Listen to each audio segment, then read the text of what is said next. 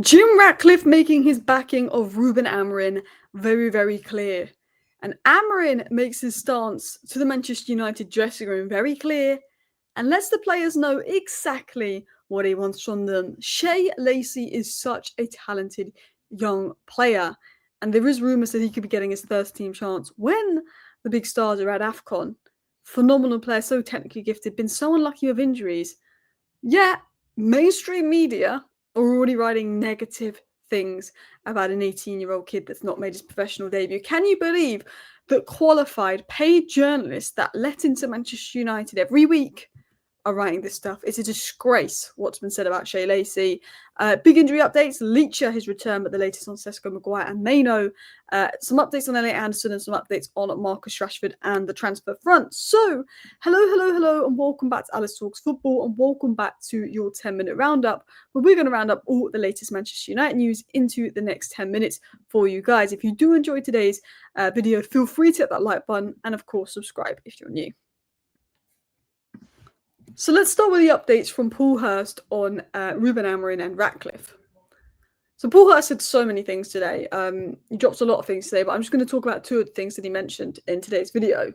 But one of the things he mentioned was Sir Ratcliffe is happy with the job that Ruben Amorim is doing so far, and is widely and there is a widely held view that he should only be judged after another 2 transfer windows, when the squad will look more like ones of his own rather than a blend of players he inherited from previous regimes. Now, obviously, Jim Ratcliffe has pretty much said those words himself. Amorim should be given 3 years. We're a year into those 3 years. Basically, Amorim should be given another season and a half. It's sort of what Ratcliffe is saying is, I'm not going to do anything for another year or so. He needs 2 more windows. I think that's Ratcliffe's public stance. And I did a live stream the other day saying maybe that's changed the dressing room, because since Ratcliffe did that, we've won, well, we've not won, but we haven't lost 5 games in a row. We're unbeaten for 5 games in a row.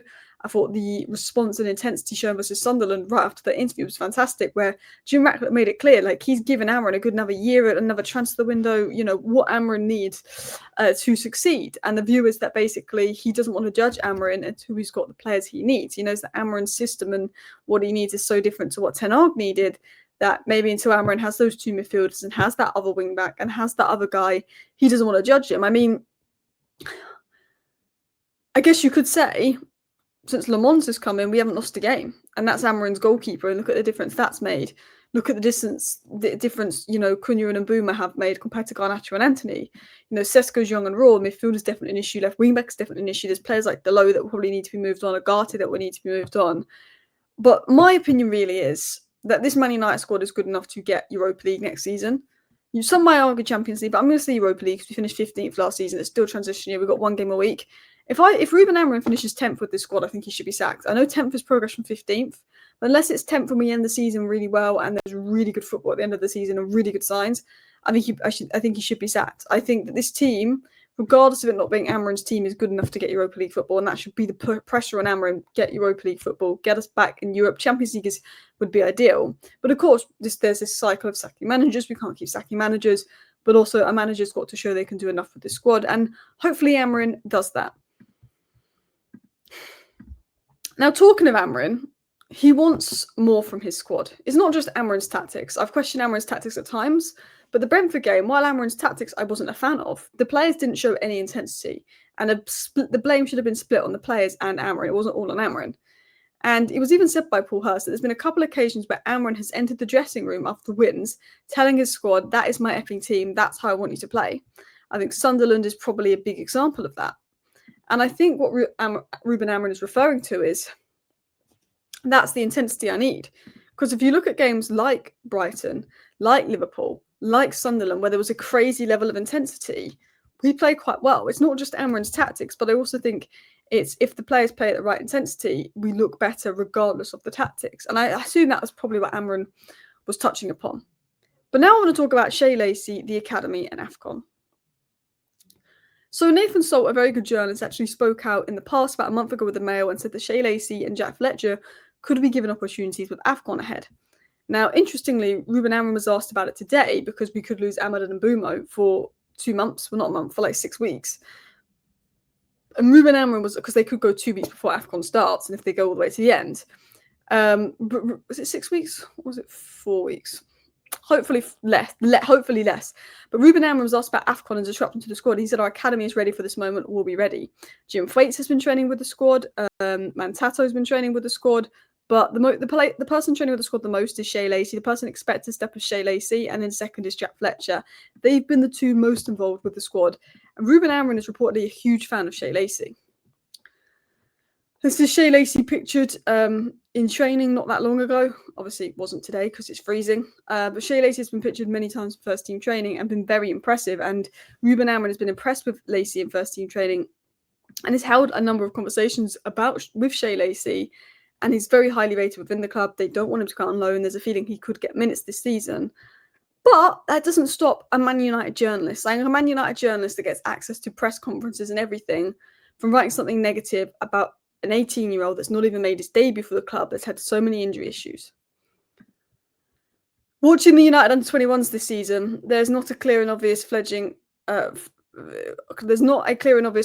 ready to spread his wings. 18-year-old Shay Lacy, overhyped since he was 15, is starting to make some headway. Now he's injury-free. How can you write that about an 18-year-old? I've watched the under-21s. No one's that great. Shay Lacy's underrated, overrated, blah, blah, blah, blah. How can you be a Man United fan and write that about one of our academy stars? Shay Lacy is phenomenal talent. I've watched Shay Lacy play for the academy on a couple of occasions, and he has been outrageous. He's been phenomenal. Our academy is so good. He's 18. I think because of like people like Yamal, there's maybe an expectation that all 18, you have to be good enough at 18, 19.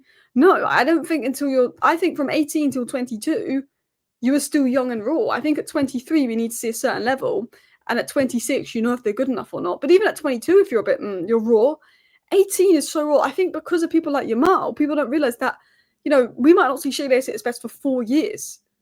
He's not had a debut yet for a reason. He's had injury issues. He's young. But to sit there and call an academy player that's not played first team football overrated as a Man United is a disgrace. An absolute disgrace. Shay Lacy is a phenomenal talent that I think will go on to have a phenomenal career if he can stay injury-free. And that could be at Manchester United.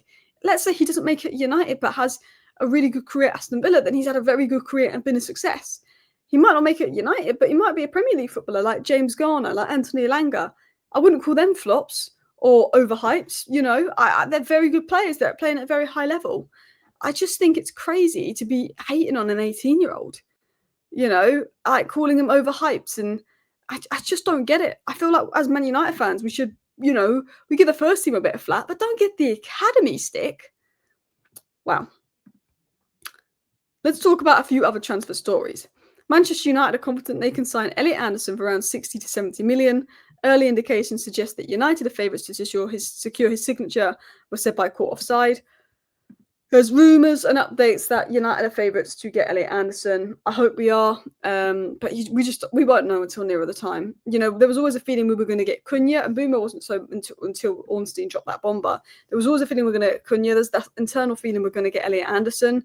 Hopefully we do, because I think with Balaba's drop-off, we spoke about this earlier, Elliot Anderson would be ideal. And if we could get Elliot Anderson for 60 to 70 million, I'd be very happy with that. Continuing on into injury news. Colby Maynor should train tomorrow while Maguire is out for Everton, confirms Amorim. Maguire and Sesko are out for Everton, but Sully did drop a huge update on Leacher, saying he's expected to return to the squad against Everton, but the next 2 days are important for how he fares in training. The 27-year-old has personally told Amorim he feels ready. Leacher said he feels ready for a little bit, but United have been a bit reluctant to bring him back. But it'd be nice to see Leacher back in the squad. Pete Hall said at this stage Barcelona do intend to take up the option to buy Rashford for 26 million, which doesn't shock me. He's been playing really well for them. And that is a roundup of all your latest Manchester United news in 10 minutes, guys. If you did enjoy today's video, feel free to hit the like button if you have not already. Feel free to subscribe if you're new to the channel. And yeah, big up everybody. Thank you for watching. I will be back tomorrow. Bye.